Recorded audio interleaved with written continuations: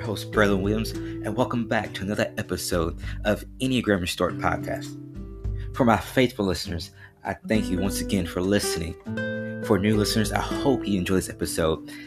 So, today we're going to start talking about the head triad. We're going to begin looking at the types of the head triad. So, let's get started, shall we?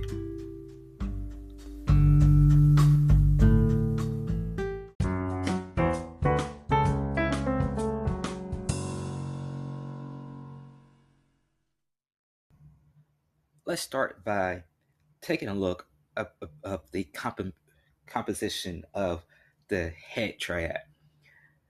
The types that make up the head triad are types 5, 6, and 7. 5s are alert people. They're insightful. They're independent. Type 5s are really just able to focus on developing complex ideas. Why? Because 5s fear being useless. So with this desire to be competent, they are able to really hone in on developing these complex ideas that might be too complex for other people to really kind of lay out in an easy, understandable way. 5s are that way.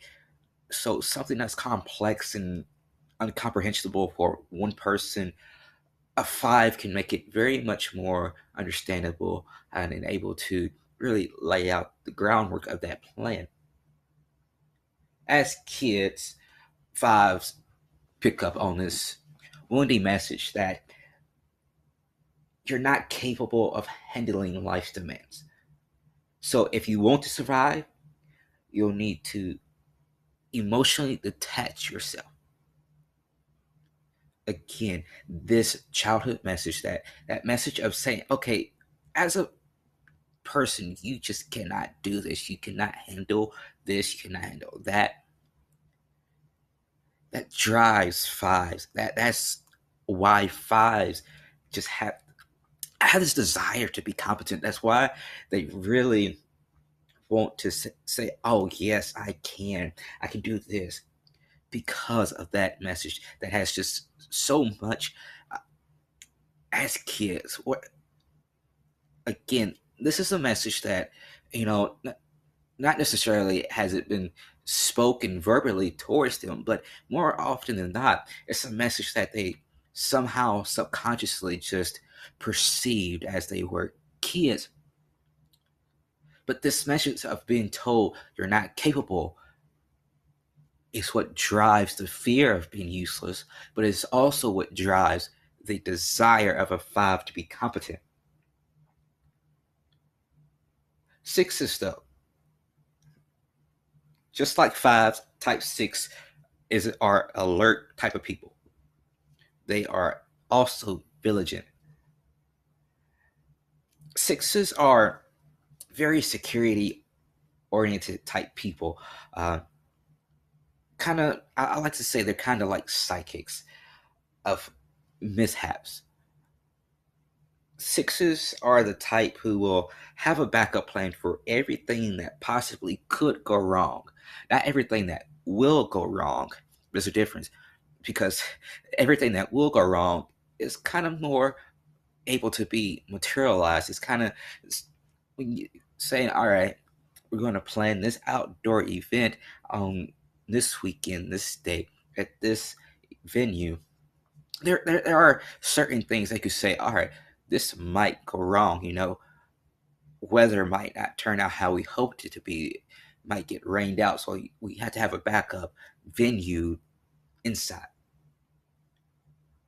That's a more, backup plan for what could go wrong. But 6s, however, they have a backup plan for everything that possibly could go wrong.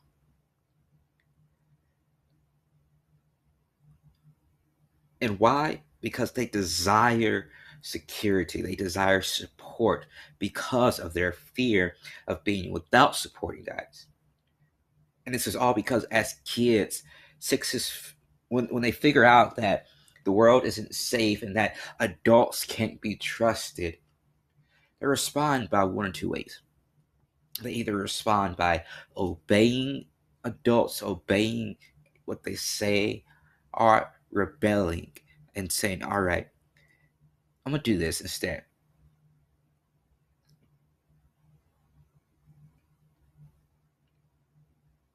Sixes and sevens are kind of alike, though. When we talk about this, when we talk about sixes and having a backup plan for everything that possibly could go wrong, they're kind of like sevens in a way.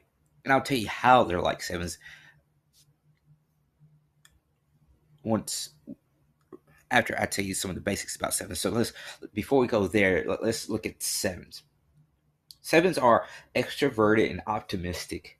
So while a seven can be very playful, very spontaneous, and very high spirited, it is easy for a type 7 person to overextend themselves.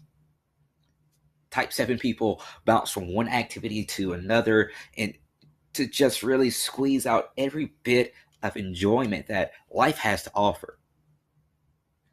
So, and as children, sevens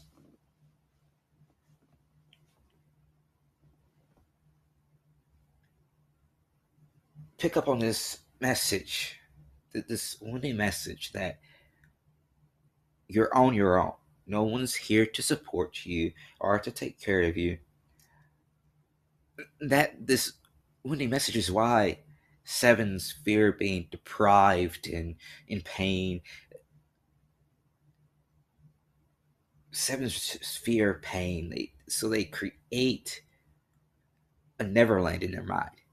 So a neverland, and they create this neverland in their mind so that when they experience pain, they can go there and escape such pain until the pain is gone.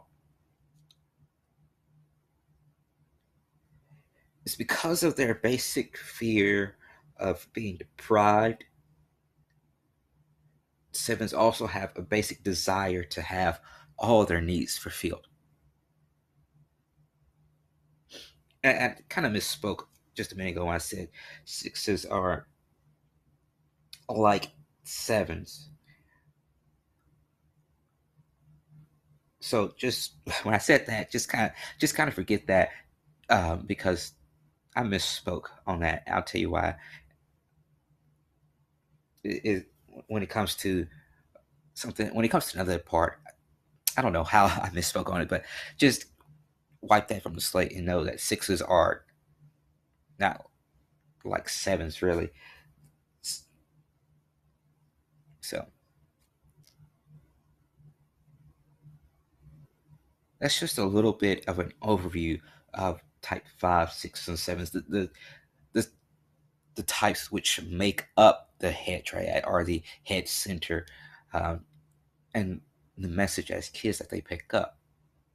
Next, I want to look at the deadly sins and the way they deal with fear.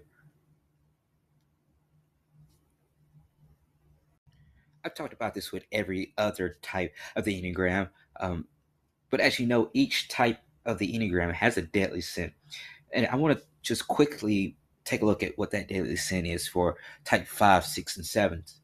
So, for a type 5 person, they have the deadly sin of avarice. What is avarice? Avarice simply is greed. But fives don't have the deadly sin of greed and how you would typically think of it. But moreover, it's a greed in a way that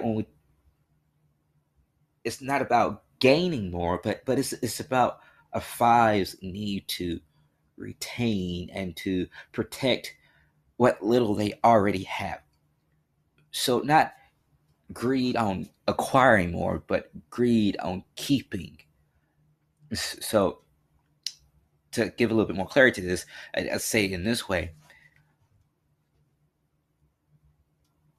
Don't ask a five to donate their clothes, their kind of deepest knowledgeable items, because they are having, for them, having this profound insight that they came up with it themselves.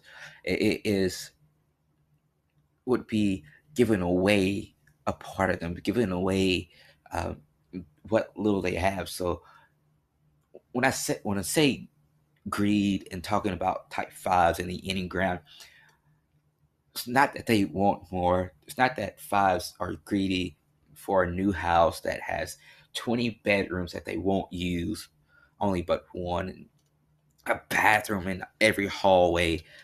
But it's this greed that they don't want to give away. They want to keep and protect whatever little it is that they have.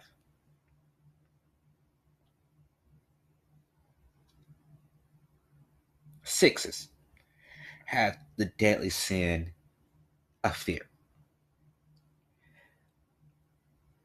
But it's not really. So when we say sixes have the deadly sin of fear and talking about the Enneagram, we're not really. We use one word, but we actually mean a different thing. So more likely, that's not the word I'm looking for.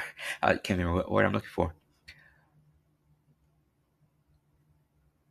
The best way to say this is that we use the common word fear as the deadly sin for type 6, but it's really more anxiety.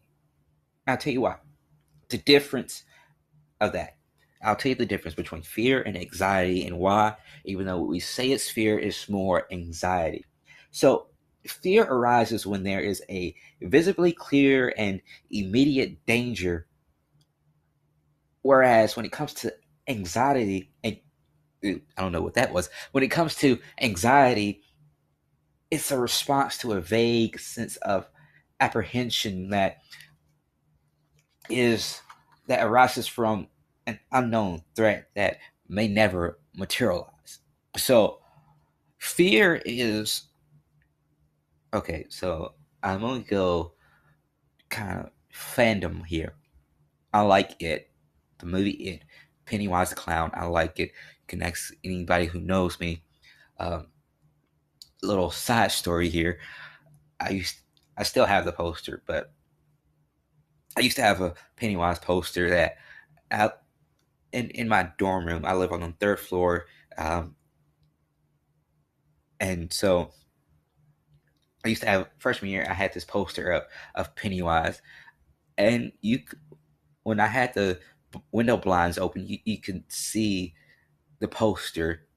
It's not how I didn't think about positioning the poster this way, where you can see it from outside if you looked up in my window. Just kind of happened by happenstance, but people kind of got freaked out by that a little bit. But I even kind of got freaked out by it sometimes because I kind of forgot it was there. And not only that was it perfectly placed where you can see it from outside looking up if the blinds were open, but it was placed perfectly center behind me in the view of my sink mirror. So oftentimes I would forget that I had the poster up and get up in the morning, brush my teeth, and look up from spitting out my toothpaste and be like, wait a minute, when you get there, Pennywise? But a little side note story there. I love Pennywise. You know, um, want to play game, Georgie? But anyway, no. Um, I'm sorry. I'm so sorry. I kind of go to a different world. Want to talk about Pennywise? And why I don't hate on the second movie. A lot of people don't like it. I think it's a good movie, so don't hate on it. But anyway, back to the Enneagram. Fear is being outside at midnight alone in a parking lot with very little light and looking in the near distance and seeing Pennywise the clown holding a red balloon. And that's more fear. Whereas anxiety is the possibility of that happening, uh, of you being out in a parking lot with little lights at midnight and seeing Pennywise the clown holding a red balloon in the near distance, but it not actually happening. That's anxiety, to have this idea of something happening, but it not actually being true. Whereas fear is to have this idea of something that is actually true and happening right before you. To see Pennywise in the parking lot at midnight holding a red balloon, that's fear. But to think that you possibly could see Pennywise at midnight holding a red balloon, that's anxiety. One's materialized, one's just an abstract idea. So knowing that difference between fear and anxiety, that really sets the tone more for understanding this deadly sin of type sixes. So like I said, we use the common word fear, but it's more over anxiety than it is more fear. But really, they really kind of work hand in hand, because fear and anxiety just, no matter what situation or context you're talking about it, fear and anxiety just really work together. They're like two peas in a pot. Probably a horrible analogy to use two peas in a pot for fear and anxiety, but it's true though. So that's the deadly sin of type sixes. Let's talk about the deadly sin for type sevens though. Sevens are gluttons. They have the deadly sin of gluttony. But I love that. It seems like to me every time I say something about the Enneagram, there's always a but, because it's, this is how you typically think, but Enneagram, this is not how it is. And I just love that about the Enneagram, Nettie. So love that about I love that about the Enneagrams, because like glutton, we think a glutton as this, but in the Enneagram, it's not that, it's this. And what is that? So typically we think of a glutton as somebody who just continually eats food and is just devours food even without being hungry. That's how we typically think of a glutton. But in the sphere of Enneagram and type sevens, they are gluttons of experiences. A seven's deadly sin of gluttony speaks to their compulsive need to devour positive experiences and stimulating ideas. Why? To fend off any pain, to fend off any suffering that they might have in their life. Type sevens just really go, they eat away at experiences after experiences after experiences, because staying busy, staying in a new opportunity, and enjoying life takes away that pain. It removes the pain is still there, all ever so real, but because they're so in depth with whatever experience they're currently in, they just don't think about the pain. Type sevens don't think about the suffering, because again, they're gluttons of experiences, they're gluttons of opportunities, they're gluttons of options. So they don't have to think about suffering, they don't have to think about pain.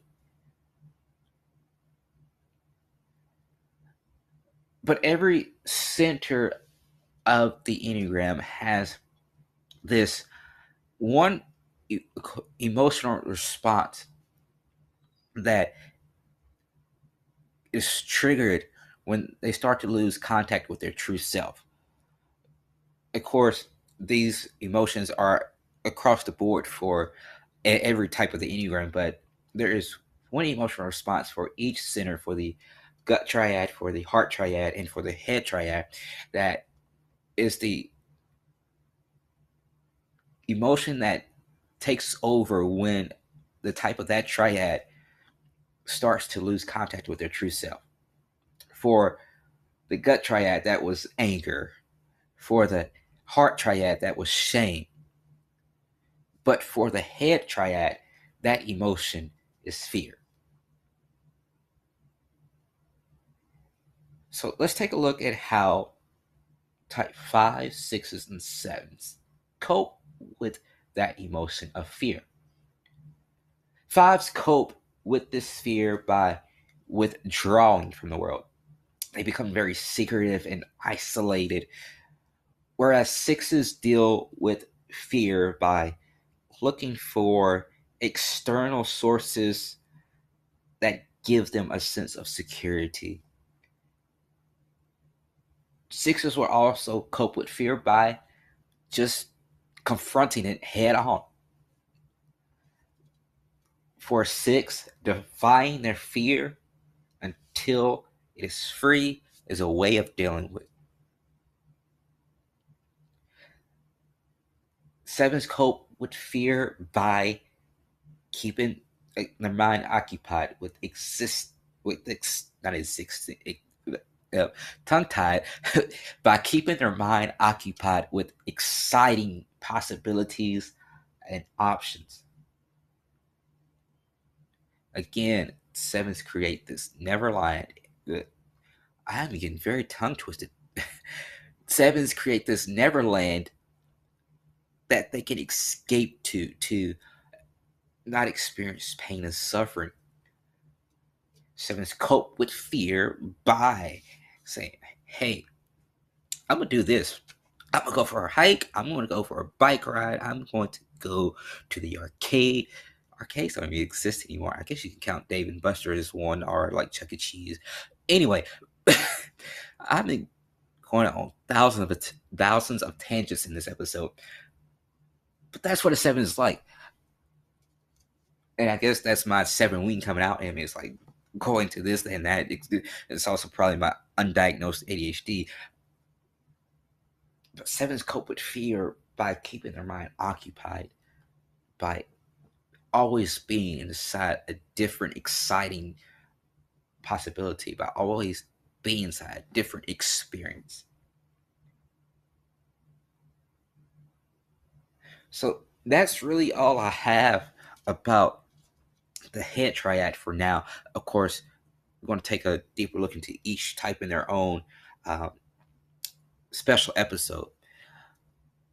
But I do want to kind of really just touch on the direction of Enneagram Restored Podcast in just a moment.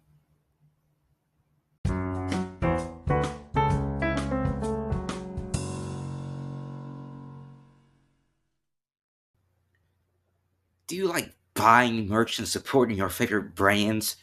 Well, now you can support Enneagram Restored Podcast by showing off our merch. We have socks, blankets, shirts, tote bags, mugs, and more stuff to come in the coming months. Just head over to merch.braylonwilliams.me to shop the collection of Enneagram Restored Podcast merch.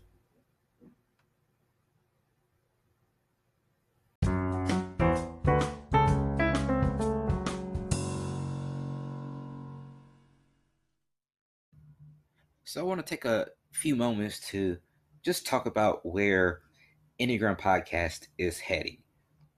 So it's hard to believe, but we are actually on the tail end of season 1.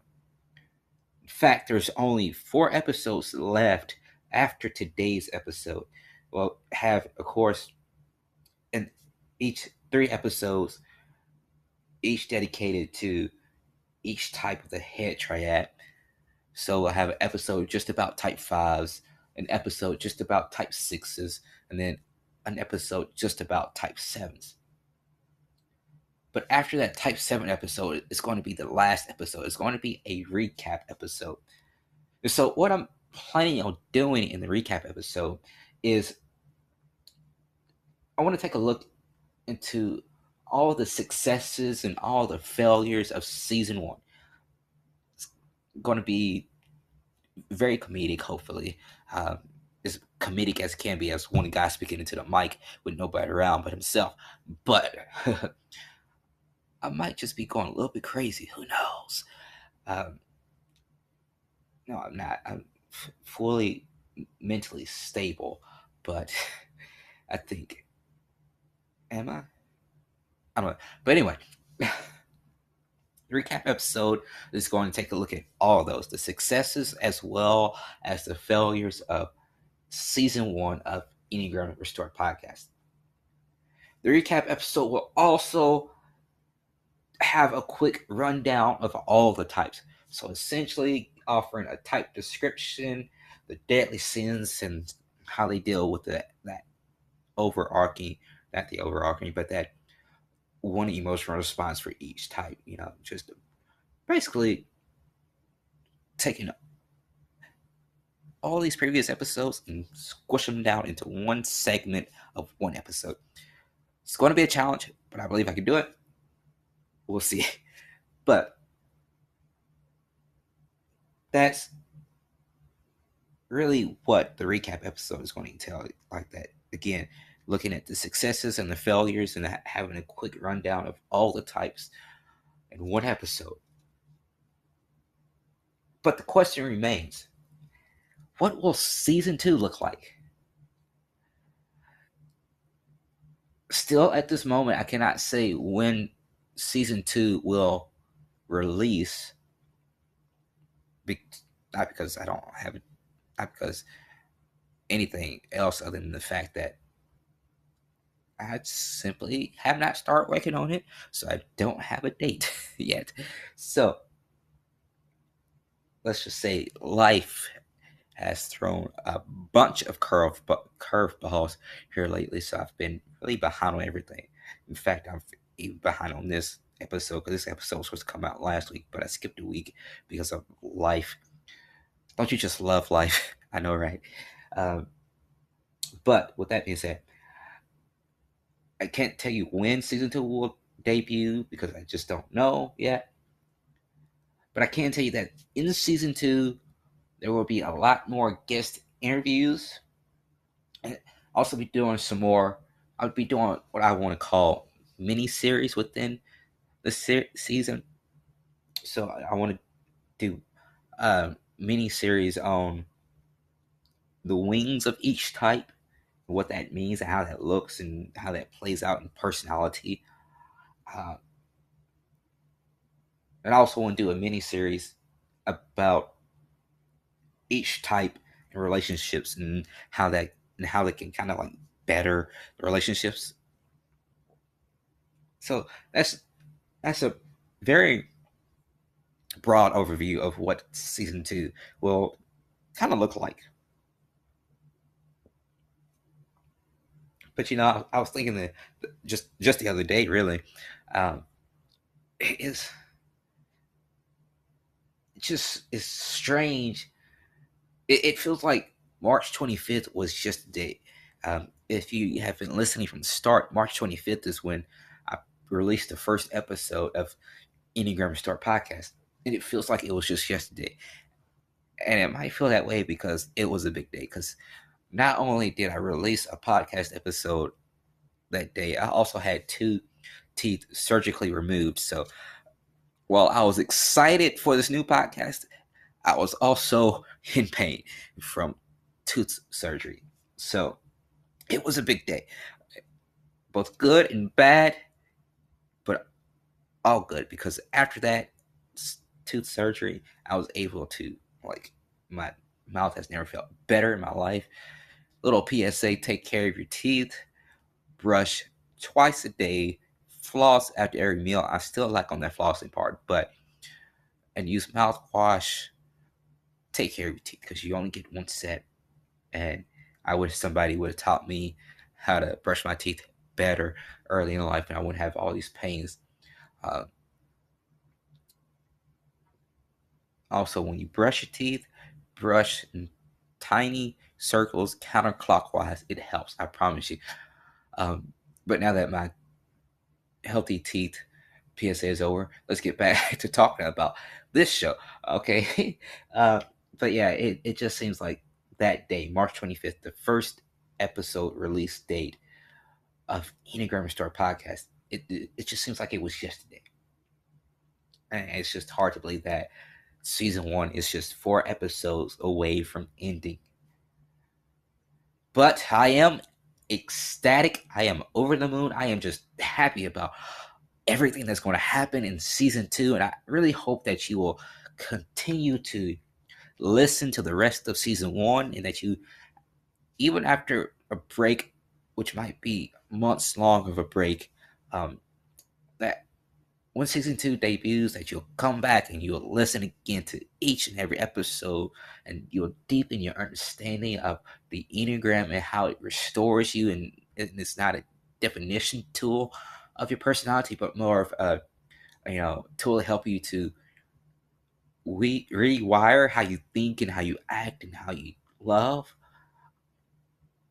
I hope you'll come back for season 2, because I'm excited. Like I said, I'm just over the moon for season 2. It's going to be great. Talking to a lot of great people right now who are going to be guests in season 2. So I'm just excited about everything that's going to happen.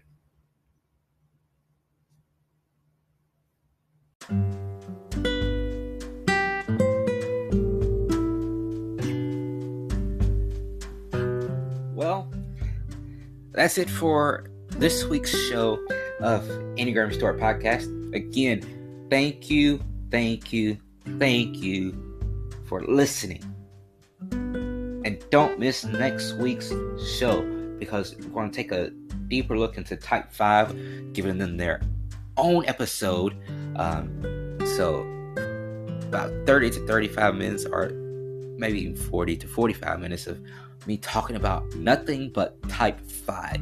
It's going to be great. Don't miss it. And remember, the Enneagram doesn't define you, but it does bring restoration. It helps reshape your thinking and habits.